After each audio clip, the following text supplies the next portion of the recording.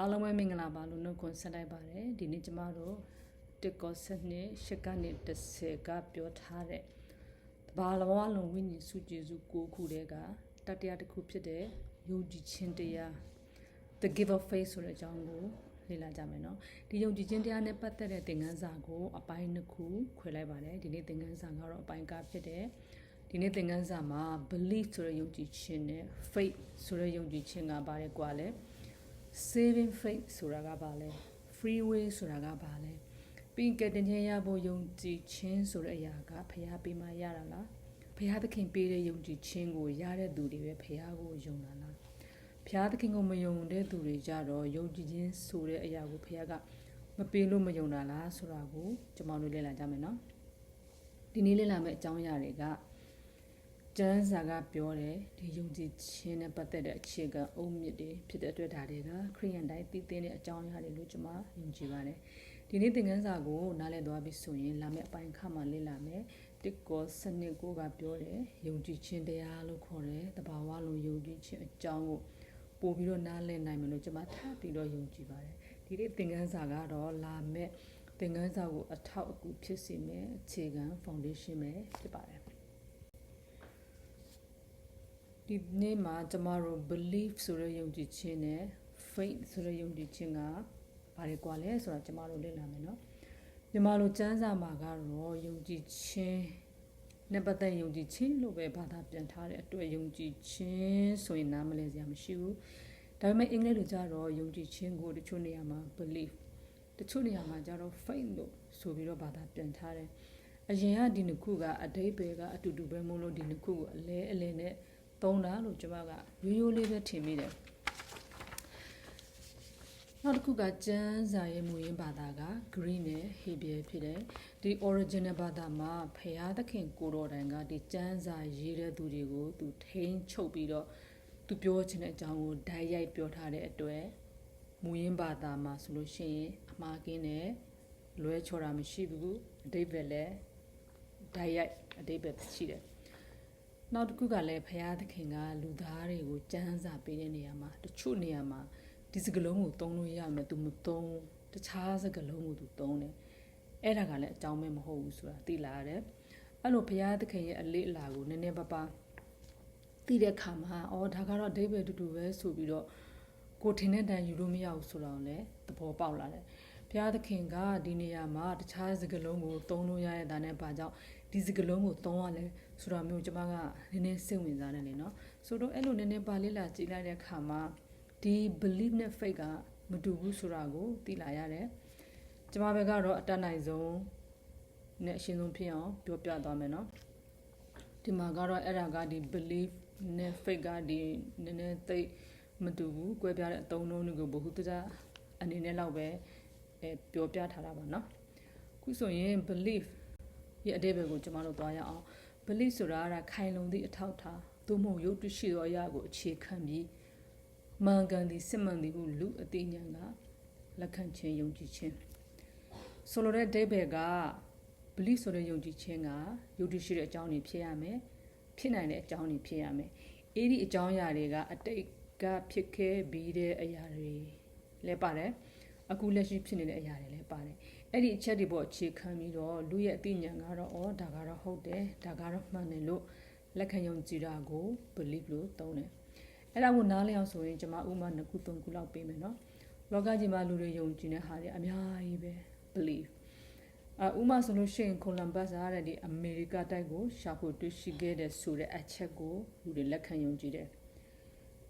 သူကအခုမရှိတော့ဘူးဒါကအတိတ်ကဖြစ်ခဲ့တဲ့အရာဖြစ်တယ်ဒါပေမဲ့မှန်ကန်တဲ့အချက်ဖြစ်တဲ့အတွက်လူတွေကယုံတယ်အဲ့ဒါကို belief လို့ခေါ်တယ်ပြီးမိုးတွေအုပ်လာတယ်မဲမဲကြီးကောင်းကင်မှာမိုးတွေရွာမယ်ဆိုတဲ့အချက်ဒါကမှန်တယ်ယုတ်တိလည်းရှိတာမို့လူရဲ့အသိဉာဏ်ကလက်ခံနိုင်တယ်ဒါကြောင့်ယုံကြည်တယ်အဲ့ဒါကို belief လို့ခေါ်တယ်နောက်တစ်ခုကသိခြင်းရှိတယ်ဆိုတာကိုယုံတယ်ဘာဖြစ်လို့လဲဆိုတော့သိခြင်းကအတိတ်မှာလည်းဖြစ်ခဲ့တယ်အခုလည်းဖြစ်နေတယ်အဲ့ဒါတွေမို့လို့ဒါယုတ်တိရှိတဲ့အရာအမှန်တရားဖြစ်တယ်လို့လူရဲ့အသိဉာဏ်ကလက်ခံတဲ့အတွက်ယုံကြည်တယ်လူတစ်ယောက်ရဲ့အသိဉာဏ်ကလက်ခံနိုင်တဲ့အချက်လက်တွေကိုယုံကြည်တာကို belief လို့ခေါ်တယ်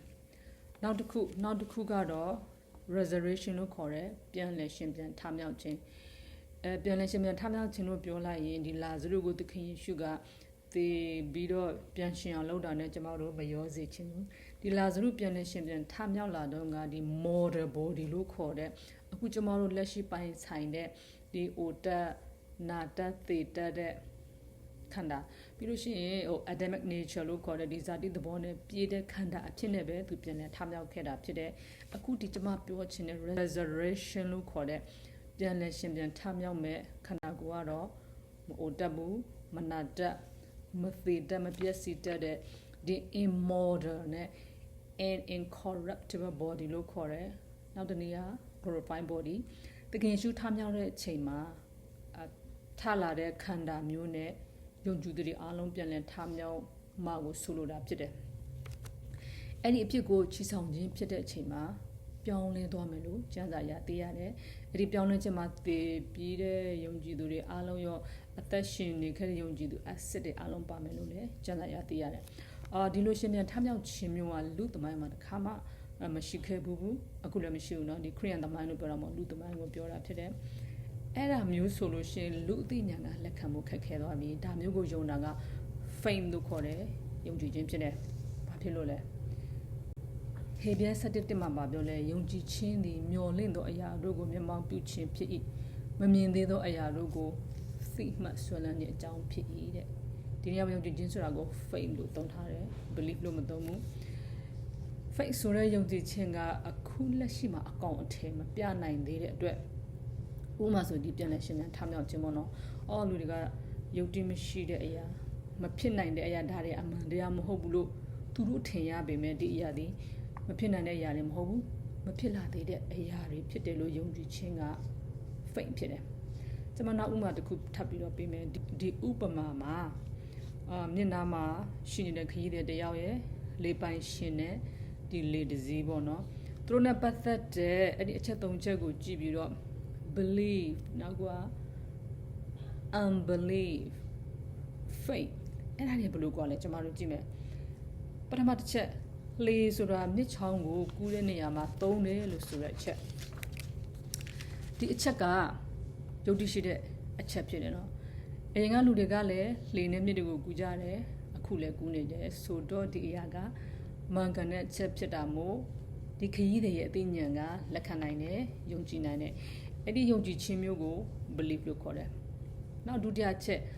ဒီလေကိုတစ်သားနဲ့ဆောင်းထားတယ်ဆိုတဲ့အချက်ကြည့်လိုက်တော့လည်းမှန်တယ်မျက်စိရှေ့မှာမြင်နေရတဲ့မှန်ကန်တဲ့အချက်ဖြစ်မလို့အချက်ဖြစ်တဲ့အတွက်အသိဉာဏ်ကလက်ခံနိုင်တာမို့ဒီချက်ကိုလည်းယုံကြည်တယ်အဲ့ဒါက belief ဖြစ်တယ်နောက်တစ်ခါ unbelief ဆိုတော့ကျွန်မပြောမယ်နော်တတိယအချက်မှာကဲအမှလေပိုင်ရှင်ကမင်းကိုတဲ့ဒီလီနဲ့ဟိုးဘက်ကန်းကိုပုတ်ပေးမယ်လို့ဒီခရီးတွေပြောလာတယ်ဆိုရင်ဒီခရီးတဲ့အနေနဲ့ကစောစောကားလိုမျိုးပေါ့ပေါ့ပါတယ်ဟုတ်တာဗောမှန်တာဗောဆိုပြီးတော့သဘောထားလို့မရတော့ဘူးသူရဲ့ညံနောက်တစ်ဆင့်ကိုသူတုံးရတော့မယ်နော်အဲ့ဆိုသူကလေရဲ့ဖွဲ့စည်းပုံကိုကြည့်ရတော့မယ်ကြည့်လိုက်တော့လေကလည်းတေးသေးလေးဖြစ်တယ်တက်သားတွေကလည်းအိုနေတယ်လို့ထင်ရတယ်ဆိုတော့အိုနေတော့ခံမှာမဟုတ်ဘူးလို့သူ့ဘက်ကတော့ထင်လိုက်ပြီနော်တခါမြစ်ကိုကြည့်လိုက်တော့လေဟိုဘက်ကလည်းအတော်လေးဝေးသေးတယ်ကြည့်တော့လေတွေကလည်းတိုက်နေတယ်နော်တစ်ချက်တက်လာတဲ့ line တွေရတယ်ဒီလှေထက်တော့အရင်မြင့်နေတယ်ဆိုတော့ဒါဟိုဘက်ကန်းကိုအန်တရယ်ကင်းနဲ့ရောက်ပါမလားဆိုတော့ဖန်တရားကသူ့မှာရှိသွားပြီသူမျောနေတာက positive outcome လို့ခေါ်တဲ့ရလကောင်ဟိုဘက်ကန်းကိုအန်တရယ်ကင်းနဲ့ရောက်မယ်ဆိုတော့အဲ့ဒီအချက်ကိုသူ့အသိဉာဏ်ကလက်မခံနိုင်တော့ဘူးမယုံကြည်နိုင်တော့ဘူးအဲ့ဒါက unbelief ဖြစ်တယ်နံပါတ်1လေဖြစ်တယ်ဆိုတဲ့အချက်ကိုယုံတယ် belief နံပါတ်2အနေနဲ့တစ်သားနဲ့ဆောက်ထားတယ်ဆိုတဲ့အချက်ကိုယုံတယ် belief နံပါတ်3အနေနဲ့ဟိုဘက်ကန်းကိုအန်ဒီကင်းနဲ့ရောက်မယ်ဆိုတဲ့အချက်ကိုမယုံတော့အဲ့ဒါက unbelief ဖြစ်သွားတယ်နော်အခုကျမတို့ belief ကိုသိပြီဆိုရင် belief က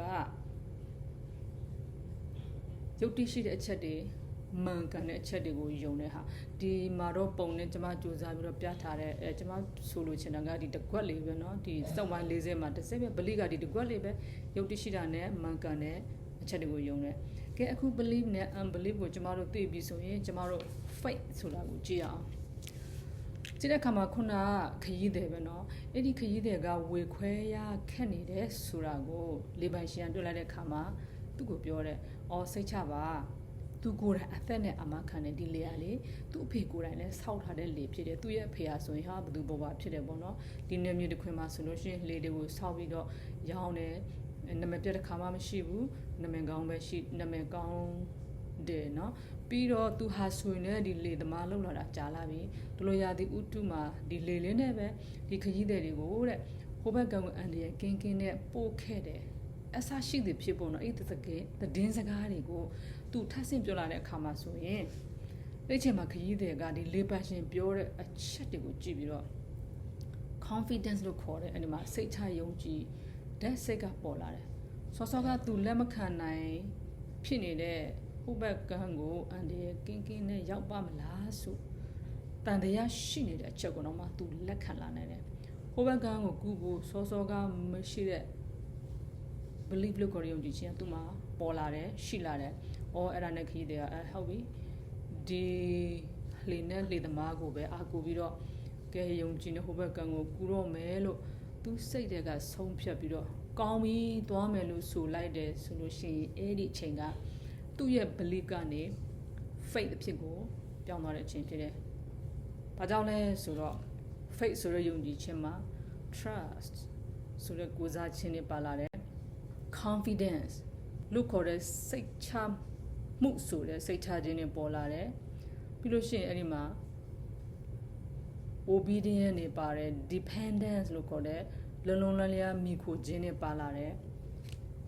faith ဆိုတာက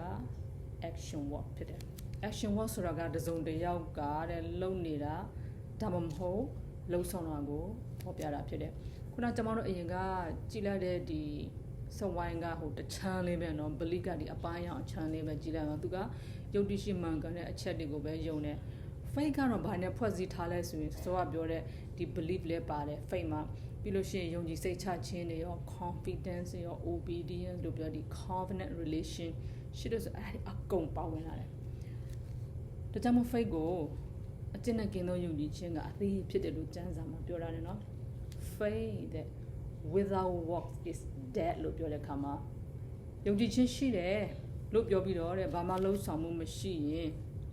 ဘာလှုပ်ဆောင်မှုမှမပါရင်အဲ့ဒါက faith မဟုတ်ဘူးတဲ့ရှင်ယာကုတ်ကပြောတယ်အဲ့ဒါက belief လောက်ပဲရှိတယ် faith မှာက action ပါတယ်လို့ဆိုလိုတာက action ပါတယ်လို့ပြောချင်တာကဒါကိုဆိုလိုတာဖြစ်တယ်ခရီးတွေကဆိုလို့ရှိရင်စောကပြောတဲ့အ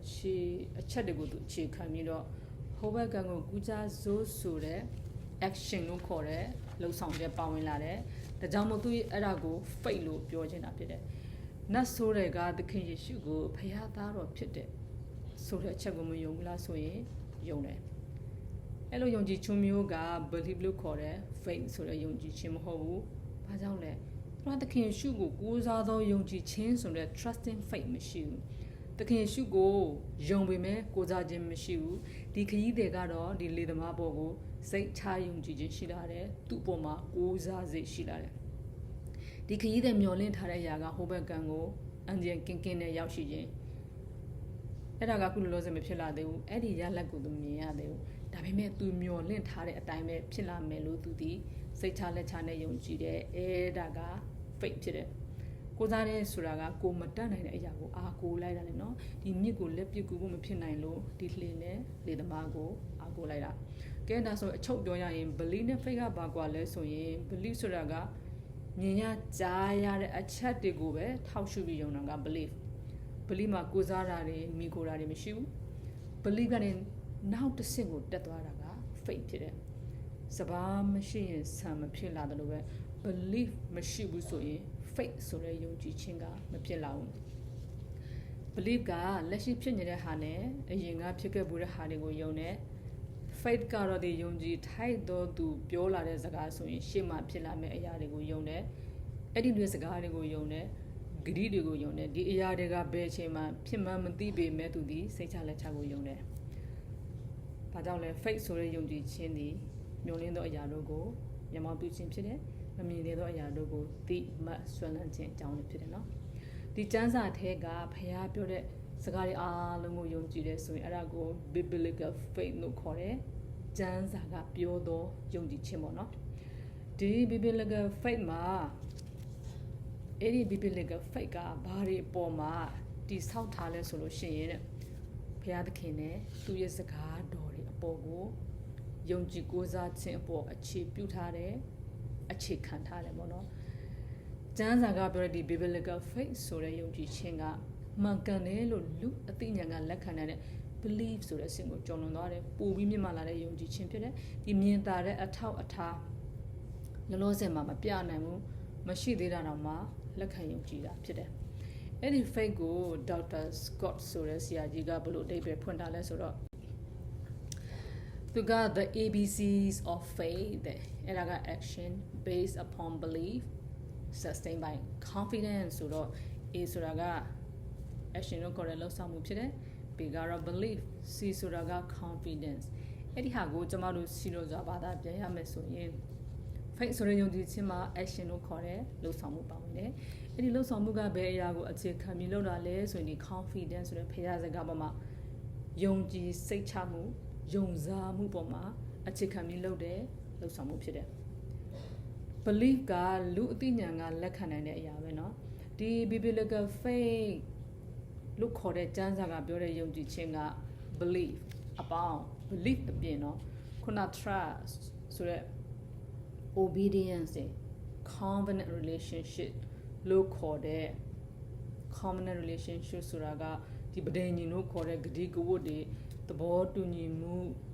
တွေနဲ့အဲ့ဒါတွေနဲ့အခြေခံပြီးတည်ဆောက်တာတဲ့ဆက်ဆံရေးလို့ဆက်နွယ်မှုအဲ့ဒါပါဝင်လာတယ်ခရစ်ယာန်တို့ရဲ့ယုံကြည်ခြင်းက faith ဆိုတဲ့ယုံကြည်ခြင်းဖြစ်ပြီးတော့ belief သီးသန့်မဟုတ်တဲ့အတွက်အဲ့ဒီနှစ်ခုခွဲခြားသိမယ်ဆိုရင်ကျမတို့မှာရှိနေတဲ့ faith ကအယုံကြည်ခြင်းက belief လား faith လားဆိုတာကိုကျမတို့ခွဲခြားလာနိုင်မယ်ခရစ်ယာန်တို့ရဲ့အသက်ရှင်မှုကဒီ faith ဆိုတဲ့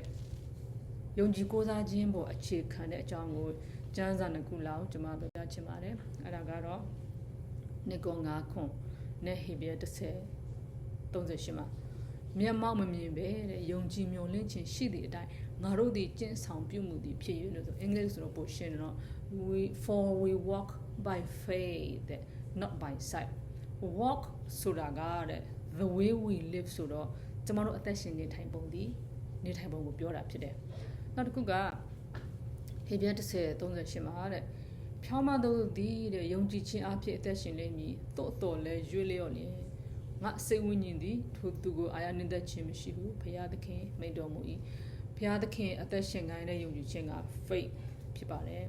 ဒီ belief နဲ့ faith ကိုခွဲခြားသိပြီးတဲ့အခါမှာဒီကယ်တင်ခြင်းနဲ့ဆက်နေတဲ့ကျမတို့ယုံကြည်ခြင်းကိုကျမတို့ကြည့်ရအောင်နော်ဒီခရစ်ယာန်တွေသုံးနေတဲ့ကယ်တင်ခြင်းရဲ့အဓိပ္ပာယ်ကဘာလဲဆိုလို့ရှိရင်ကယ်တင်ခြင်းဆိုတာ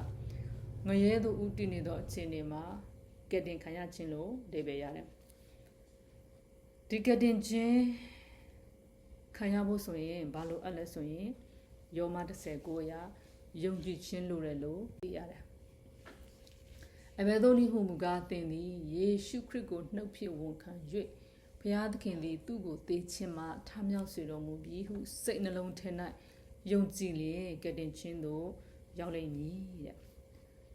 ဒီကျမ်းစာရဆိုရင်ကယ်တင်ခြင်းခံရဖို့အတွက်အဓိကလိုအပ်တဲ့ယုံကြည်ခြင်းက faith လား belief လားလို့ကျွန်တော်အင်္ဂလိပ်လိုကြည့်လိုက်တဲ့အခါမှာ that if you confess with your mouth Jesus as Lord and believe in your heart လို့ပြောထားတဲ့အတွက်ကယ်တင်ခြင်းရဖို့လိုအပ်တာက belief လို့ခေါ်တယ်ယုံကြည်ခြင်းဖြစ်တယ်ဒါကယောမ19ရပါတော့အခုကျမတို့အေဖက်နှစ်ရှစ်ကိုကြည့်အောင်ယုံကြည်သောအဖြစ်ကျေးဇူးတော်ကြောင့်ကယ်တင်ခြင်းသို့ရောက်ရ၏တဲ့ကိုအလိုအလျောက်ရောက်သည်မဟုတ်ဖယားသခင်သနာတော်မူရာဖြစ်သည်လို့ပြောထားတယ်အင်္ဂလိပ်ကြည့်လိုက်တဲ့အခါမှာဒီနေရာမှာကြတော့ for by grace that you have been saved through faith အေဖက်နှစ်ရှစ်ကြတော့ faith ဆိုတဲ့ယုံကြည်ခြင်းကိုလိုတယ်လို့ပြောတယ်ဘလီနဲ့ faith ကမတူဘူးဆိုတာလေစောစောကကျမတို့လေ့လာပြီးတဲ့အခါမှာဒီကျမ်းတစ်ခုဟာတစ်ခုနဲ့တစ်ခုဆန့်ကျင်တာကျမတို့ကြည်လိုက်ရအောင်เนาะအဲ့လိုကြည်လိုက်တဲ့အခါမှာအဲ့ဒါကိုနားလည်ဖို့ဆိုရင် faith အကြောင်းကိုနည်းနည်းလောက်ထပ်သိဖို့လိုပြန်တယ် faith ကနှမျိုးရှိတယ်အဲ့ဒါတွေကဘာလဲဆိုတော့ natural faith နဲ့ supernatural faith ဆိုပြီးတော့နှမျိုးရှိတယ် netflix ကိုဒီတဘာဝယုံကြည်ခြင်းဒါမှမဟုတ်ရိုးရိုးယုံကြည်ခြင်းလို့ပဲစီလျော်အောင်ပြောလိုက်မယ်နော်ဒီ netflix ဆိုတဲ့ယုံကြည်ခြင်းကတဘာဝအတိုင်းလူတွေမှာရှိနေတဲ့ယုံကြည်ခြင်းအမျိုးအစားဖြစ်တယ်ပြီးရင်သူကကြီးထွားလာတတ်တဲ့အမျိုးအစားဖြစ်တယ်ဒီ supernatural faith လို့ခေါ်တဲ့တဘာဝလုံးယုံကြည်ခြင်းလို့ခေါ်တဲ့အထက်ကလာတော့ယုံကြည်ခြင်းကလူတွေမှာမရှိတဲ့ယုံကြည်ခြင်းလို့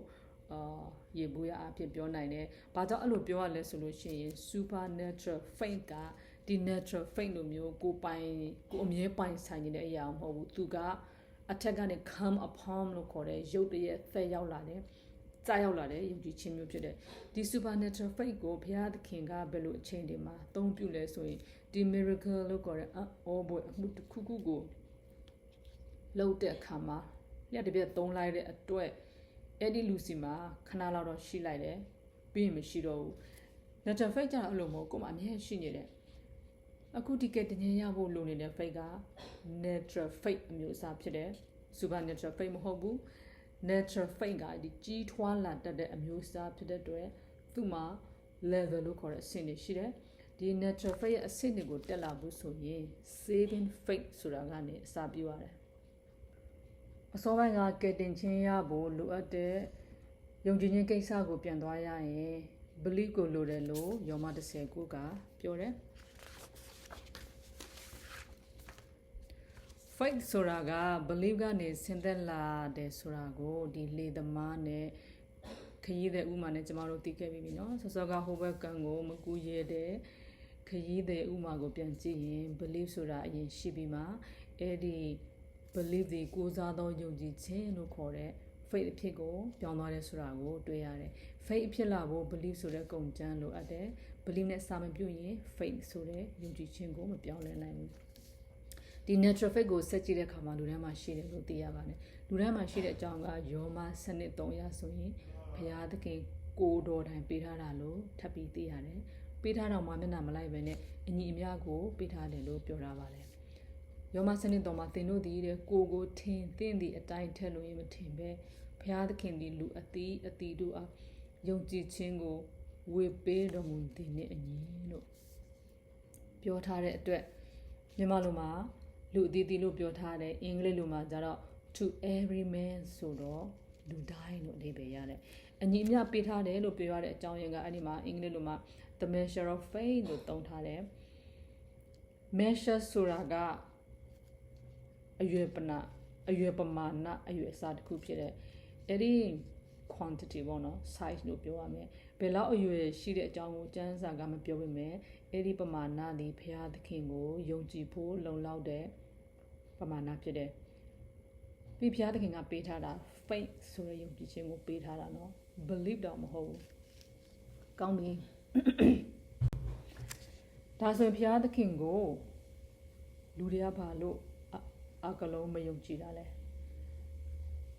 ဘုရားသခင်ကိုယုံကြည်ဖို့လုံလောက်တဲ့ဒီ faith ဆိုတဲ့ယုံကြည်ခြင်းကိုတာတူညီမျှဘုရားသခင်ကပေးထားလို့လူတိုင်းမှာရှိတယ်ဆိုရင်ဘာဖြစ်လို့လူတိုင်းကဘုရားသခင်ကိုမယုံကြည်ကြတာလဲကြည့်လိုက်တဲ့အခါမှာယုံကြည်နိုင်စွမ်းမရှိလို့မယုံတာမဟုတ်ပဲနဲ့မယုံဖို့ရွေးချယ်ကြလို့ဖြစ်တယ်မယုံခြင်းလို့ကိုမယုံတာဖြစ်တယ်ဆိုတာကိုကျမတို့ဆက်ပြီးလေ့လာရအောင်เนาะဒီအစပိုင်းက belief ရဲ့ definition ကိုပြန်ကြည့်လိုက်ရင်ဒီ belief ဆိုတဲ့ဟာကယုတ်တိရှိတဲ့အရာဖြစ်နိုင်တဲ့အရာလို့လူရဲ့အသိဉာဏ်ကဆုံးဖြတ်လိုက်ပြီးမှသူတို့လက်ခံတဲ့အရာတွေဖြစ်တယ်။ကဲအခုဒီကယ်တင်ခြင်းနဲ့ပတ်သက်တဲ့ဒီသတင်းစကားရဲ့ belief နဲ့ faith တွေဘယ်လိုအလုပ်လုပ်လဲဆိုတာကျမတို့ကြည့်ရအောင်။ဒီကယ်တင်ခြင်းနဲ့ပတ်သက်တဲ့စကားမှာနံပါတ်1ဆိုရင်လူသည်အပြစ်သားဖြစ်တယ်ဆိုတဲ့အချက်အဲ့ဒီချက်ကိုတော့လက်ခံနိုင်တယ်သူတို့เนาะအဲ့ဒါကြောင့် belief ဖြစ်တယ်ကဲနောက်တစ်ချက်အနေနဲ့ကြည့်မယ်အပြစ်သားဖြစ်တဲ့အတွက်သင်ရဲကိုတွားရမယ်ဆိုတဲ့အချက်ဒီအချက်ကိုတော့မ believe တော့ဘူးเนาะကဲနောက်တစ်ချက်ဒီအပယ်ငရဲကိုမရောက်ဖို့အတွက်ပြီးရင်ကောင်းကင်ဘုံကိုရောက်ဖို့အတွက်သခင်ယေရှုကိုကိုးစားယုံကြည်ခြင်းကသာတခုဒီတော်လမ်းဖြစ်တယ်လို့ဆိုတဲ့အချက်ဒီချက်ကိုသူတို့မယုံတော့ဘူးမ believe တော့ဘူးနောက်တစ်ချက်အဲ့လိုလုပ်ပေးနိုင်မှုအတွက်တဲ့သခင်ယေရှုက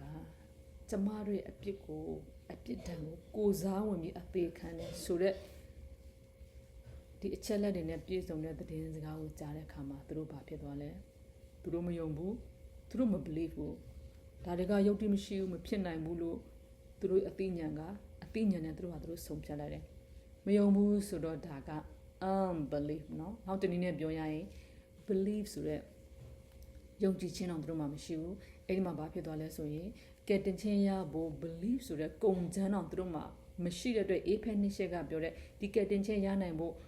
လိုအပ်သော faith အတိအကျပြောရရင် saving faith အဆင့်ကိုဘလို့မှမရောက်သွားဘူးကဲအခုနောက်တစ်ဖက်ကိုကြည့်အောင်စောစောကပြောတဲ့ကဲတင်ချင်းနဲ့ပတ်သက်တဲ့သတင်းစကားဒီအချက်လက်တွေကိုကြားပြီးတော့သူတို့ကုံယုံတယ်အဲ့ဒီယုံတဲ့သူတွေအတွက်က believe ဆိုတဲ့ကုံချမ်းကရှိလာတဲ့သူတို့ကအဲ့ဒါနဲ့ပြီးသွားပြီလားဆိုရင်မပြီးသေးဘူးအဲ့ဒီမှာသူတို့ကဟုတ်တယ်ထာဝရအသက်အတွက်သခင်ယေရှုကိုပဲကိုးစားတော့မယ်လို့ဆုံးဖြတ်လိုက်တာကသူတို့ရဲ့ဒီ belief ဆိုတဲ့ယုံကြည်ခြင်းကနေ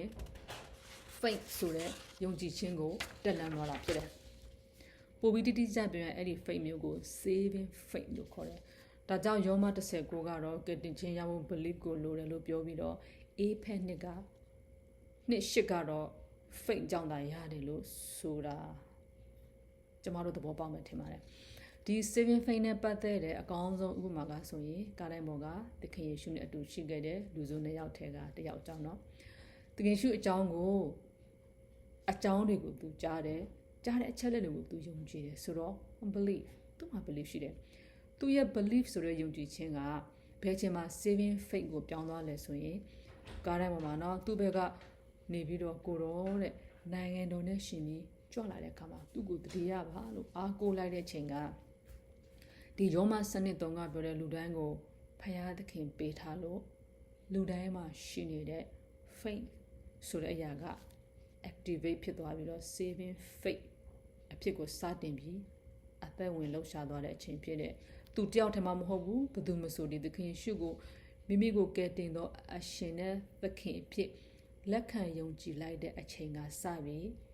ဒီ saving faith ဆိုတဲ့အရာက activate ခေါ်တဲ့စပြီးတော့အသက်ဝင်လှုပ်ရှားလာတယ်။ဒါကြောင့်မို့ AFN နှစ်ချက်ကပြောတဲ့ယုံကြည်သောအဖြစ်ဂျေဇုတော်ကြောင့်ကယ်တင်ခြင်းတို့ရောက်တယ်ဆိုတော့အဲ့ဒီအချိန်မှာသူ့ရဲ့ faith က saving faith ကိုပြောင်းသွားတဲ့အချိန်ဖြစ်တယ်။ဒါကလူတိုင်းမှာရှိတဲ့ဘုရားသခင်ပေးထားတဲ့ natural faith အမျိုးအစားလူတိုင်းမှာညီတူညီမျှရှိနေတဲ့ faith အကြောင်းပဲဖြစ်ပါတယ်။ဒါကြောင့်ကယ်တင်ခြင်းခံရခြင်းကောင်းကင်ရောက်ခြင်းမရောက်ခြင်းဆိုတာကဘုရားသခင်ကဒီလူတွေကိုတော့ဒီတစ်ဖွဲ့ကိုတော့ကောင်းကင်သွားဖို့ရွေးထားမယ်ဒီလူတွေကိုတော့ငရေသွားဖို့ရွေးချယ်ထားတာမဟုတ်ပဲနဲ့အဲ့ဒီရွေးချယ်မှုကိုလူတွေကပဲလုပ်တယ်ဆိုတဲ့အကြောင်းကိုတော့အဲ့ဒီအချက်ကိုတော့သဘောပေါက်ဖို့အရန်ရေးကြည့်တယ် faith ဆိုတဲ့ယုံကြည်ခြင်းကိုတာတူညီမျှဘုရားသခင်ကပေးထားပြီးတော့တဲ့လူတိုင်းမှာလည်းရှိရတာနဲ့ဘာဖြစ်လို့လူတိုင်းကဘုရားသခင်ကိုမယုံကြည်လဲဆိုရင်ဘုရားသခင်ကလူကို free will နဲ့ဖန်ဆင်းထားတဲ့အတွက်ဖြစ်တယ် free will ဆိုတာကဘာလဲ free will ဆိုတာတဲ့လွတ်လပ်စွာရွေးချယ်ပိုင်ခွင့်နဲ့ထိုရွေးချယ်မှု၏နောက်ဆက်တွဲအကျိုးဆက်ကိုမိမိဘာသာတာဝန်ယူခြင်းလို့အဓိပ္ပာယ်ရတယ်ဒီ free will နဲ့ပတ်သက်တဲ့အကောင်းဆုံးဥပမာဆိုလို့ရှိရင်ဒီအေဒင်ဥယျာဉ်မှာအပြစ်တရားမဝင်ခင်မှာဘုရားသခင်ကလူကိုတည်တည်ချာချာလေးတတိပေးတယ်ဒီပင်ကနေအတီးကိုမစားနဲ့စားဖို့ရွေးချယ်မယ်ဆိုရင်တော့ဒီရွေးချယ်မှုရဲ့နောက်ဆက်တွဲအကျိုးဆက်ဒီတည်ခြင်းဖြစ်တယ်အဲ့ဒီအရာကိုမင်းတို့ကိုယ်တိုင်ပဲတာဝန်ယူခံစားမယ်ဆိုတာကိုတတိပေးကြတယ်နော်ကဘာဦးကျန်း29မှာထိုပင်ဤအသေးကိုကမစားရတဲ့စားသောနေ့တွေနဲ့ခုနလည်းမစားခိုင်းစားခဲ့မယ်ဆိုရင်ဆိုဒီမှာတို့လားဘုရားသခင်လုံးဝရွေးချယ်ပိုင်ခွင့်ကိုပေးထားတဲ့ဧကအမှန်သိရမည်ဟုလူကိုပြညတ်ထားတော်မူဧကမှန်သိရမယ်လို့ဆိုတဲ့အခါမှာဒါကကိုယ့်ဘက်ကတာဝန်ယူရမယ်အကြောင်းဖြစ်သွားပြီကိုရွေးချယ်ခဲ့တဲ့ဆိုရင်ပေါ့နော်သေဖို့ဆိုရင်တော့အိုရတော့မယ်နာရတော့မယ်နော်အိုမင်းချင်းလက္ခဏာတွေဖြစ်တဲ့ဒီအာအင်းတွေခြိနဲ့လာတာတို့မျက်စိမုံတာနားလဲတာအဲ့ဒီဆုပ်ယုပ်လာတဲ့ဟာတွေပြင်နာခြင်းလက္ခဏာတွေဖြစ်တဲ့ယောဂတွေဆိုတာကအဲ့ဒီချိန်ကစပြီးတော့လူရဲ့ program တွေကိုဝင်လာတယ်ဖန်ဆင်းခါစားတော့ဆိုအဲ့ဒါတွေမရှိဘူး ဒါတကအာဒါနဲ့အေဝါတို့ရဲ့ရွေးချယ်မှုရဲ့နောက်ဆက်တွဲအကျိုးဆက်တွေဖြစ်တယ်အဲ့ဒီအကျိုးဆက်တွေကိုလူတွေပဲတာဝန်ယူရတယ်မဟုတ်လားလူတွေပဲခံစားရတယ်မဟုတ်လား free will နဲ့ပတ်သက်တဲ့ဂျမ်ဘတ်တစ်ခုကိုပြပြချင်ပါတယ်အဲ့ဒါကတော့တစ်ကော30 23မှာငါဒီအပြစ်မသိပဲခတ်သိမ်းသောအမှုအရာကိုပြုနိုင်သည့်မှန်စေတော့ခတ်သိမ်းသောအမှုကိုပြုသင့်သည်မဟုတ်တဲ့အဲ့ဒီမှာဒီကပြောချင်တာကငါဒီအပြစ်မသိပဲခတ်သိမ်းသောအမှုအရာကိုပြုနိုင်သည်ဆိုတာကအင်္ဂလိပ်လိုဆိုရင် all things are lawful unto me တဲ့ဆိုလိုတာကဘသူရဲ့ခွင့်ပြုချက်မှာတောင်းစရာမလိုဘဲနဲ့လူလက်ဆောင်ရွေးချက်ပိုင်ခွင့်ရှိတယ်လုပ်ပိုင်ခွင့်ရှိတာကိုပြောတာဖြစ်တယ်ဥပမာကျွန်မအရက်တောင်းမယ်ဆေးတွေချမယ်လူကုန်ကူးမယ်အဲ့ဒါကျွန်မဘသူမှခွင့်ပြုချက်တောင်းစရာမလိုလွတ်လပ်စွာလုပ်ပိုင်ခွင့်ရှိတယ်နော် all things are lawful for me ဆိုတာအဲ့ဒါကိုပြောတာဖြစ်တယ်ဥပမာကျွန်မကအရက်တောက်ဖို့ရွေးချယ်ရင်အသေးပျက်စီးခြင်းဆိုတဲ့အရက်ရဲ့နောက်ဆက်တွဲအကျိုးဆက်ကိုဘသူတောင်းဝင်ယူလဲအဲ့ဒါကိုရွေးချယ်တဲ့ကျွန်မရွေးချယ်တဲ့သူကကျွန်မပဲဖြစ်တဲ့အတွက်ကျွန်မကိုယ်တိုင်ပဲတောင်းဝင်ယူရတယ်မဟုတ်ဘူးလားအဲ့ဒီဝေဒနာတွေဖြစ်လိုက်ကျွန်မပဲခံစားရတယ်မဟုတ်လားတခြားဘယ်သူမှလာမခံစားပေးဘူးလေနော်ဒီကျွန်မရဲ့ရွေးချယ်မှုတွေရဲ့နောက်ဆက်တွဲဒီအကျိုးမှန်သမျှကိုကျွန်မပဲတောင်းဝင်ယူရတယ် free will နဲ့ဖန်ဆင်းထားတဲ့ဆိုတာအဲ့ဒါကိုပြောချင်တာဖြစ်တယ်ကျွန်တော်တို့ဖျားသခင်ကလေအနာတတကူနဲ့ပြည့်စုံတယ်သူရဲ့တကူတစ်ချက်တည်းတစ်ကဘာလုံးဝလူတွေသူ့ကိုယုံလာအောင်မလုံးနိုင်ဘူးလားဆိုရင်လုံးနိုင်တယ်ဒါဖျားသခင်ဒီဘယ်တော့မှအလိုမလုံးဖျားသခင်ဒီဥပဒေကိုလေးစားလိုက်နာတယ်လူသားကိုသူပေးထားတဲ့ free will ဆိုတဲ့ကြောင့်သူဘယ်တော့မှမဖောက်ဖြစ်ဘူး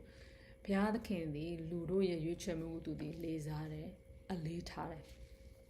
ပြီးလူတွေကသူ့ကိုမတတ်တာလို့အတင်းအဓမ္မယုံရတာမျိုးဘုရားသခင်လုံးဝအလိုမရှိဘူးသူ့ကိုမယုံချင်ဘဲနဲ့ဒီစက်ရုပ်တွေလို့တံပတ်ပေးပြီးတော့အာနာနဲ့မယုံမနေရဆိုတဲ့အာနာရှင်ဘုရားလည်းမဟုတ်ဘူးသူ့ကိုယုံဖို့အတွက်ဆိုရင်လူကိုပဲတော့မှအတင်းကြမလို့လူဘက်ကပဲဘုရားရဲ့ဂျေဇုနဲ့ဂရုဏာကိုနားလည်သဘောပေါက်ပြီးတော့အော်ဘုရားသခင်ကကိုလောက်တော့ချစ်တာပါလားဆိုပြီးတော့သူ့ကိုမိမိစံထားလျောက်ယုံကြည်ကိုးကွယ်တာကိုပဲဘုရားကလိုချင်တာဖြစ်တယ်ဒါကတော့ free will နဲ့ပတ်သက်တဲ့အကြောင်းဖြစ်တယ်နော်အခုကျွန်မဒီဗလိနဲ့ faith ရဲ့ကွာခြားမှုကိုစမ်းစာတဲ့ကဥပမာနှစ်ခုနဲ့ပြောပြချင်ပါတယ်အဲ့ဒါကနံပါတ်1ဥပမာကတော့မာကုအခန်းကြီးကိုအငယ်19ကနေ29မှာဒီ belief နဲ့ faith မတူတဲ့ခါကိုသခင်ရှုကိုယ်တိုင်ခွဲခြားပြတဲ့အကြောင်းအဲ့ဒီအကြောင်းအရာကတော့ဒီအားတဲ့နတ်ဆူဆွဲတဲ့ကလေးတယောက်ယောက်ဖေကသူ့သားရဲ့ယောဂကိုတပည့်တော်တွေကပေးမပြောင်းနိုင်လို့သူ့သားကိုပါခေါ်လာပြီးတော့သခင်ရှုကိုလာပြီးတော့ complain လာလို့တဲ့အကြောင်းဖြစ်တယ်ပေါ့နော်အသေးစိတ်ကိုတော့ကိုဘာသာဆက်ဖတ်ကြည့်လို့ရတယ်ဒီသင်ခန်းစာနဲ့ဆိုင်တဲ့အဓိကအချက်လက်တွေကိုပဲကျွန်မနည်းနည်းထောက်ပြသွားမယ်နော်အဲ့ဒီမှာသခင်ရှုကိုမြင်တော့နတ်ဆူကကလေးကိုသူတကိုယ်လုံးပေးတောက်ပြီးတော့အမြုပ်တွေပေးထွက်တယ်ဆိုတော့ဒီဝဲယူပြန်လိုမျိုးတက်တာဖြစ်မယ်နော်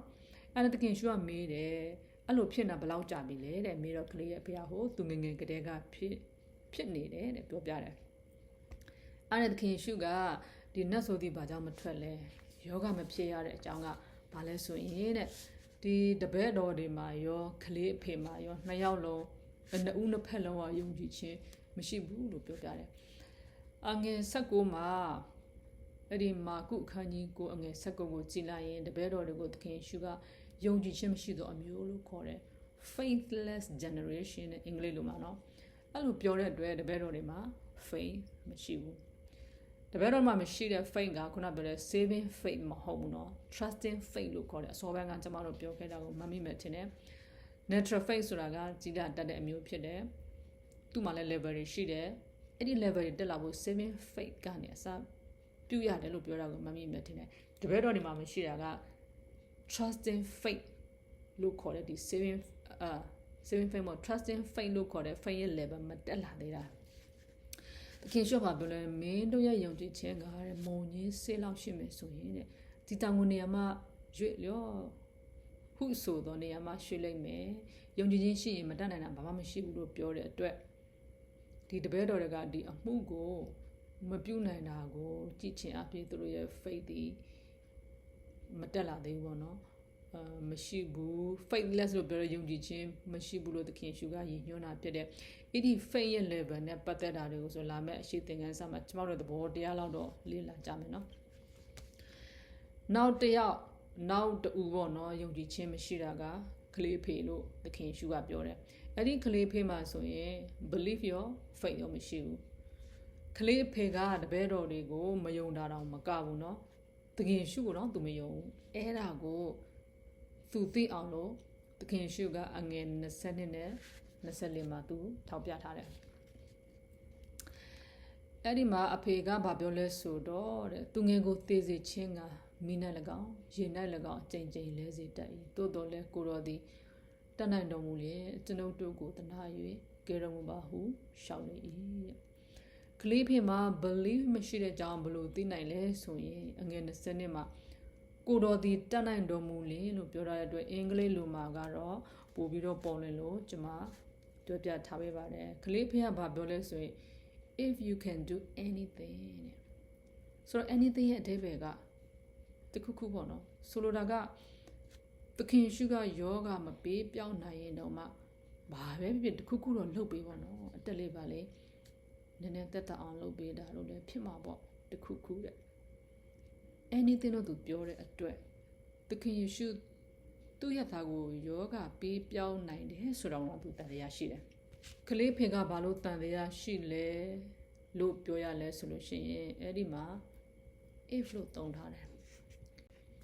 if you can do anything လို့ပြောတယ် if ရဲ့အဓိပ္ပာယ်ကခဲလင်ခဲတော့ if ကိုဘယ်လိုမှသုံးလဲဆိုရင်မသေးချာမရွေရတဲ့နေရာတွေမှာသုံးတယ်ကလေးဖေက if you can do ဆိုတော့ကိုတော်ရဲ့ကိုတော်လဲတတ်နိုင်ခဲ့မယ်ဆိုရင်ပေါ့နော်ကိုတော်တတ်နိုင်ခဲ့တော့ယောဂမပြောင်းရင်တော့ anything ဆိုတာတခုခုတော့လုပ်ပေးပါလို့အဓိပ္ပာယ်ရတယ် okay သူကဆိုတာကလေးဖေကအဲ့လိုပြောတော့သူစကားအတိုင်းပဲသခင်ယေရှုကအဖေပြန်ပေးတယ်အငယ်23မှာနော် if you can believe တဲ့ if နဲ့သုံးပြီးတော့ပြန်ဖြေတယ်ပျောက်မယ်လို့မင်းယုံကြည်ခဲ့တော့မင်းယုံကြည်မယ်ဆိုရင်တဲ့အဲ့ဒီမှာကျင်းလိုက်ရင် do တဲ့ဒီ do တာကသခင်ယေရှုအပိုင်းတော့ believe ရမှာကသူ့အပိုင်းကလေးဖေရဲ့အပိုင်းဖြစ်တယ်သခင်ယေရှုကအဲ့ဒါလို့လဲပြောလိုက်ရောကလေးဖေကဘာပြန်ပြောလဲဆိုရင်အငယ်24မှာသူငယ်ပါသည်တဲ့ချက်ချင်းဟစ်ကြော်၍ကျွန်ုပ်ယုံကြည်ပါ၏သခင်မယုံကြည်သူကိုမဆာတော်မူပါဟုမျက်ရည်နဲ့ပြန်လျှောက်လေ၏တဲ့အဲ့ဒါကိုတော့ဒီ New King James Version မှာဆိုရင်ယုံကြည်ပါ၏ I believe တဲ့မယုံကြည်တာကို unbelieve လို့သုံးထားတယ်ဒါပေမဲ့ဒီ AENT ဆိုတဲ့ version မှာတော့သူရဲ့မယုံကြည်တာကယုံကြည်တယ်ကို believe လို့ပြောတဲ့မယုံကြည်တာကို lack of my faith လို့သုံးထားတယ်သခင်ရှုကအဲ့လိုပြောလိုက်တဲ့အခါမှာကလေးဖေဒီသူ့ဘက်ပိုင်းကယုံကြည်ခြင်းမရှိဘူးဆိုတာကိုသူသိမြင်သွားတယ်ယုံကြည်ခြင်းမရှိရင်ဘုရားသခင်ရဲ့စိတ်တော်နဲ့မတွေ့ဘူးဘုရားသခင်ရဲ့စိတ်တော်နဲ့မတွေ့ဘူးဆိုတာကမယုံရင်ဘုရားသခင်စီကသူဘာမှရနိုင်မှာမဟုတ်ဘာကြောင့်လဲယာကုပ်1အခန်းကြီး6ကနေအခန်းကြီး6ကနေရှင်မှာတွေ့ရတွင်တဲ့တွေးတောခြင်းမရှိဘဲယုံကြည်သောစိတ်နဲ့တောင်းရမည်တွေးတောခြင်းရှိသောသူသည်ကလေခတ်၍လှုပ်ရှားတတ်သောလိုင်းတဘုံနှင့်တူ၏ထို့သောသူသည်စိတ်နှခွရှိသောသူပြုလေသည်များတို့၌မတည်ကြည်သောသူဖြစ်ရင်ထာဝရဘုရား၏လက်တော်မှာတစုံတစ်ခုကိုရမည်ဟုမထင်မှတ်စေနှင့်တဲ့ဆိုတော့ဒီကျမ်းစာအရဆိုလို့ရှိရင် faith ဆိုတဲ့ယုံကြည်ခြင်းရှိရမယ်ပြီးရင် no doubt တဲ့သံတရားမရှိရဘူးတဲ့ကလေးဖေးစီမှာ faith ဆိုတဲ့ယုံကြည်ခြင်းတော့မရှိဘူး doubt ဆိုတဲ့သံတရားကြီးကတော့ရှိနေတယ်သူမှယုံကြည်ခြင်းလည်းမရှိဘူးသံတရားလည်းရှိနေတဲ့အတွက်သူဖြစ်ချင်နေတဲ့အံ့ဩဖွယ်မှုကိုသူမမြင်ရဘူးမဖြစ်လာဘူးဘုရားသခင်ကို move လုပ်နိုင်တာက faith ဖြစ်တယ်ကလေးဖေကသူ့တာယောဂကိုလည်းပေးပြောင်းခြင်းနဲ့တပည့်မကောင်းဆရာခေါင်းဆိုသလိုတပည့်တော်တွေကမစွမ်းတော့သခင်ယေရှုကပေးပြောင်းနိုင်တယ်ဆိုတာကိုတော့ကလေးဖေကတန်တရားဝင်လာတယ်သခင်ယေရှုကဒူးနိုင်တယ်သူ့ဘက်ကမ believe နိုင်တာเนาะဒီလိုအချိန်မှာကလေးဖေဒီသခင်ယေရှုစီကအကူအညီကိုလိုတယ်လိုကိုလိုနေတာဘာအကူအညီကိုလိုလဲဆိုလို့ရှိရင်ကလေးဖေမှာမရှိတာက faith ဖြစ်တယ်သူ့တာယောဂပျောက်ဖို့အတွက် faith ဆိုတဲ့ယုံကြည်ခြင်းကသူ့မှာလိုကိုလိုနေတယ်ဒါဆိုရင်သူလိုနေတဲ့ faith ကိုဘယ်လိုရနိုင်မလဲကျမတို့ဒီယောမတစ်ဆက်ခွန်ကြည့်တဲ့အခါမှာသူ့ဖြစ်ရတဲ့ယုံကြည်ခြင်းသည်ကြားနာခြင်းအဖြစ်ဖြစ်၏တဲ့ကြားနာခြင်းသည်လည်းဘုရားသခင်၏စကားတော်အဖြစ်ဖြစ်၏တဲ့ ဒီယုံကြည်ခြင်းဆိုတာ faith ကပဲအချိန်ကရနိုင်လဲဆိုရင်ねဘုရားသခင်စကားတော်ကိုကြားမှာပဲရလာမယ်လို့ပြောထားတဲ့အတွက်စောကယုံကြည်ခြင်းမရှိဖြစ်နေတဲ့ကလေးဖေဟာဘယ်ချိန်မှသူ faith ရလာလဲဆိုရင်ဘုရားသခင်ဖြစ်တဲ့ဘုရားသခင်၃ပါးတွေကတစ်ပါးဖြစ်တဲ့ God the Son လို့ခေါ်တဲ့သခင်ယေရှုရဲ့စကားကိုကြားမှာပဲသူစီမှာမရှိတဲ့ faith ကရှိလာတယ်သခင်ယေရှုကကလေးဖေစီမှာလိုအပ်နေတဲ့ယုံကြည်ခြင်းမရှိတာကိုထောက်ပြပြီးတော့သူကယုံကြည်ခြင်းကိုတိဆောက်ပေးနေတာဖြစ်တယ်ကလေးဖေကိုသူပြစ်တင်တာမဟုတ်သူ့စီမှာ faith မရှိဖြစ်နေတာကိုသူကိုယ်တိုင်သိမှတ်ဝန်ခံစေခြင်းနဲ့အဲ့ဒါမှသူဘာလို့လဲဆိုတာသိပြီးလိုအပ်တာကိုသူတောင်းနိုင်မယ်လေအကြောင်းမို့သူပြောတယ်မယုံကြည်ပါ၏မယုံကြည်တဲ့ကိုမစားပါဆိုတော့အတဲဘက်ကသူ့ကို faith ရှိအောင်လုပ်ပေးပါလို့ကလေးဖေကတောင်းဆိုလိုက်တာဖြစ်တယ်အခု belief နဲ့ faith ရဲ့ကွာခြားမှုနဲ့ပတ်သက်ပြီးတော့ကျမတို့နောက်ဆုံးဥပမာတစ်ခုအနေနဲ့ကြည့်ရအောင်နော်အဲ့ဒါကတော့စာရာရဲ့ယုံကြည်ခြင်းအကြောင်းကိုကပ္ပဦးကျမ်း18 9ကနေ19မှာကျမတို့အသေးစိတ်ဖတ်နိုင်တယ်ဒီဇလန်ကလည်းအကုန်သိပြီဆိုတော့အတူချိုးပြောရရင်လူ3ယောက်ဒီအာဗြဟံနဲ့ဆာရာတို့လည်းများစီကိုရောက်လာတယ်တယောက်ကထာဝရဘုရားဖြစ်တယ်ကျန်တဲ့တယောက်ကကောင်းကင်တမန်ဖြစ်တယ်ဆိုတာကျမတို့သိပြီးအာဗြဟံကသူတို့ကိုအဝတ်ပြုတယ်သူတို့ပင်အောက်မှာအစာစားကြတယ်စားပြီးတဲ့အခါမှာဆာရာဘာမှရှိလဲလို့တယောက်ကမေးတယ်အဲ့တယောက်ကထာဝရဘုရားဖြစ်တယ်နော်ထာဝရဘုရားက omniscience လို့ခေါ်တဲ့အရာခတ်သိမ်းကိုသိတယ်ဆိုတဲ့ဂုဏ်ရည်ရှိတဲ့အတွက်ဆာရာဘာမှရှိနေဆိုတာ तू မသိဘူးလားဆိုရင်သိတယ်သိရင်လည်းဘာကြောင့်မေးရလဲဆိုရင်ဆာရာရဲ့ attention ကိုလိုချင်လို့ဖြစ်တယ်လူဆိုတော့ကကိုယ့်နာမည်ကြားလိုက်ဆိုအိုးငါအကြောင်းဘာပြောမလဲဆိုကျမတို့နားထောင်တက်တယ်အခုလည်းဆာရာနားထောင်လို့သူတို့လိုက်တာဖြစ်တယ်ဆာရာကတဲထဲမှာရှိတယ်ဒါပေမဲ့သူတို့ပြောတာကိုအဲ့ဒီချင်းစပြီးတော့လမ်းမနားထောင်နေတယ်အဲ့ဒါနဲ့ထာဝရဘုရားကမိမဆာရာသားကိုရမယ်လို့အာဗြဟံကိုပြောလိုက်တာကိုဆာရာကအထဲကနေလမ်းကြတယ်လမ်းကြတော့အငယ်ဆင်းနဲ့မှသူကဘာပြောလဲဩငါလည်းသွေးဆုံးပြီအာဗြဟံကြီးလည်းအရန်အိုနေပြီဘလို့လို့ဖြစ်နိုင်မလဲဆိုပြီးတော့တိတ်လေးကြိတ်ပြီးတော့ရည်တယ်တဲ့ဆာရာအဲ့လိုရည်တော့ထာဝရဘုရားကသူဘာပြောလဲသူအမြဆာရာကတဲ့အကရဲ့ငါသည်အိုပြီးမှသားကိုဖွာလိမ့်မည်လို့အဘယ်ကြောင့်ရည်သည်တဲ့ဘုရားသခင်မတတ်နိုင်တဲ့အမှုရှိသလားတဲ့ကဲသူပြောတဲ့အချိန်စေလို့ရှိရင်တော့ပြန်လာမယ်အခါမှာဆာရာဒီသားကိုရမယ်တဲ့ဆာရာကလည်းကျမမရည်ဘူးတဲ့သူကြောက်ပြီးတော့ညင်းတယ်ဒါပေမဲ့ထာဝရဘုရားနေရည်တယ်တဲ့အဲ့လိုပြောတော့အမှကျမတို့ဒီဆာရာဒီဘာကြောင့်ရည်ရတယ်လဲထာဝရဘုရားကဘာလို့သူ့ကိုမဲပြီးတော့ထောက်ရလဲကျမတို့ကြည့်ရအောင်ဆာရာဘာလို့ရည်လဲဆိုရင်သူဒီမယုံလို့ရည်တာဘာလို့မယုံလဲဆိုရင် belief ဆိုတာဘာဖြစ်လဲယုတ်တိရှိတဲ့အရာကိုအခြေခံပြီးမှယုံကြည်တယ်လေနော်ဒီကလေးမွေးနိုင်ဖို့ဆိုရင်မိမတယောက်ကသွေးမဆုံးတဲ့အရွယ်ဖြစ်ရမယ်လေဆာရာကသွေးဆုံးနေပြီဣဇက်ကိုမွေးတဲ့အချိန်ဆိုရင်ဆာရာကအသက်က90ရှိပြီအာဗြဟံ100ရှိပြီတော့သိရတော့သူ့ဘက်ကမယုံတာလဲအဖြစ်ပြောလို့မရပါဘူးနော်ပြီးအာဗြဟံနဲ့လူ3ယောက်ကဟိုတမင်အောင်မှာဆာရာကတဲတယ်မှာသူတို့တဝိုင်းနဲ့မရှိဘူးဆာရာလည်းသူတယောက်တည်းတိတ်လေးအတန်မထွက်ပဲနဲ့သူ့ဘာသာသူရင်းနေလေအဲ့ဒါကိုဘယ်သူမှမသိနိုင်ဘူးနော်ဘုရားသခင်ကလွယ်လို့ပေါ့ဒါဆိုရင်ထာဝရဘုရားကဘာလို့ဆာရာရည်တော်ထောက်ပြလဲ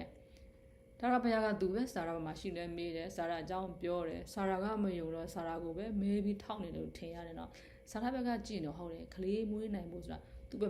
ဘက်ကသူ့အတွက်ဆိုဘလို့မှမဖြစ်နိုင်တဲ့အရာဖြစ်နေပြီမဖြစ်နိုင်တဲ့အရာတွေဖြစ်လာဖို့အတွက်ဆာရာမှာဘာလို့အဲ့လဲဆိုရင် faith လို့ခေါ်တယ်ယုံကြည်ခြင်းလိုအပ်တယ်ဆာရာမှာယုံကြည်ခြင်းမရှိဘူးယုံကြည်ခြင်းမရှိတဲ့သူကခုနကျမတို့ဖတ်ခဲ့တဲ့ယာကုပ်1:6ရဖရာသခင်စီကဘာမှရမှာမဟုတ်ဆိုတဲ့အတိုင်းပဲဆာရာဒီဖရာသခင်စီကမရနိုင်ဘူးဒီအံ့ဩဖွယ်အမှုဖြစ်တဲ့သူကိုယ်ဝန်ဆောင်ပြီးတော့ကလေးရဖို့ဆိုတာသူ့မှာယုံကြည်ခြင်းလိုအပ်တယ်ဒါကြောင့်ဖရာသခင်ကထာဝရဘုရားကပေါ့နော်ဆာရာရဲ့မယုံကြည်ခြင်းကိုထောက်ပြပြီးတော့ယုံကြည်ခြင်းကိုတိဆောက်ပေးတာဖြစ်တယ်ဆာရာမှာမရှိတဲ့ faith ကိုထာဝရဘုရားကတိဆောက်ပေးတာဖြစ်တယ်ရှက်ခွဲတော်မဟုတ်ဘူးအမားကိုထောက်ပြတာမဟုတ်ကောင်းပြီဒါဆိုရင်ဒီကဘာဦးကျမ်းခုန18စနေရဆိုရင်ဆာရာကသူတောင်းရမယ်ဆိုတဲ့သတင်းကိုကြားတော့မယုံတော့သဘောတွေကြားပြီးတော့တိတိလေးရည်တယ်ဒါပေမဲ့ဟေဘရဲ17ကစနစ်မှာဗာပြောထားလဲဆိုရင်တဲ့သူ၏ခင်ပွန်းဆာရာသည်ရွယ်လွန်သောအခါဗဒိတ်တည်းယူနိုင်သောအခွင့်အရေးကိုယုံကြည်ခြင်းအဖြစ်ခံရလေ၏တဲ့ဆိုတော့အင်္ဂလိပ်လိုမှာတဲ့ by faith even Sarah her severity ability to conceive ဆိုတော့ဒီ faith အဖြစ်တဲ့ စာရာဒီတဲ့ကလေးကိုမွေးရတဲ့စောစောကကဘာဦးကျမ်းမာကသတင်းစကားကြားလို့မယုံလို့တယောက်တည်းကြိတ်ပြီးရည်နေတဲ့စာရာစီမှာဖိတ်ကပဲအချိန်မှာရှိလာတယ်ဆိုရင်ယောမ30:19ရာယုံကြည်ခြင်းတွေကြားနာခြင်းတွေဘုရားသခင်စကားတော်အဖြစ်သည်လို့ပြောထားတဲ့အတိုင်းပဲထာဝရဘုရားရဲ့စကားကိုကြားလိုက်တဲ့အချိန်မှာစာရာဒီသူ့မှာဖိတ်မရှိတာကိုသိလာတယ်အဲ့ဒီစကားတော်ကိုကြားလိုက်မှပဲသူ့မှာမရှိတဲ့ faith တွေရှိလာတယ်ဖြစ်ပေါ်လာတယ်သူတို့စီလာတဲ့လူ၃ယောက်မှာတယောက်ကထာဝရဘုရားဖြစ်တယ်နော်အဲ့ဒါကစာရာရဲ့ unbelief ကနေ faith ကိုဘယ်လိုရလာလဲဆိုတဲ့အကြောင်းဖြစ်တယ်ဒီနေ့သင်ခန်းစာကတော့ဒီလောက်ပါပဲဒီနေ့သင်ခန်းစာကခရိယန်တိုင်းသိတဲ့ဒီယုံကြည်ခြင်းနဲ့ပတ်သက်တဲ့အခြေခံအုံမြင့်တွေဖြစ်တယ်လို့ယုံကြည်ပါတယ်ဒီနေ့ဘုရားသခင်ရဲ့နှုတ်ကပတ်တော်ကိုဆင်ခြင်နှလုံးသွင်းကြတဲ့ညီကိုနှမအရောက်စီတိုင်းအပေါ်မှာထာဝရဘုရားသည်သင်ကိုကောင်းကြီးပေးဆောင်းမတော်မူပါစေသောထာဝရဘုရားသည်သင်တိုင်းမျက်နှာတော်လင်းကိုလှိုး၍ကရုဏာကျေးဇူးပြုတော်မူပါစေသောထာဝရဘုရားသည်သင်ကိုမျှော်ကြည့်၍ချမ်းသာပေးတော်မူပါစေသောအာမင်လို့ဆုတောင်းပေးပါတယ်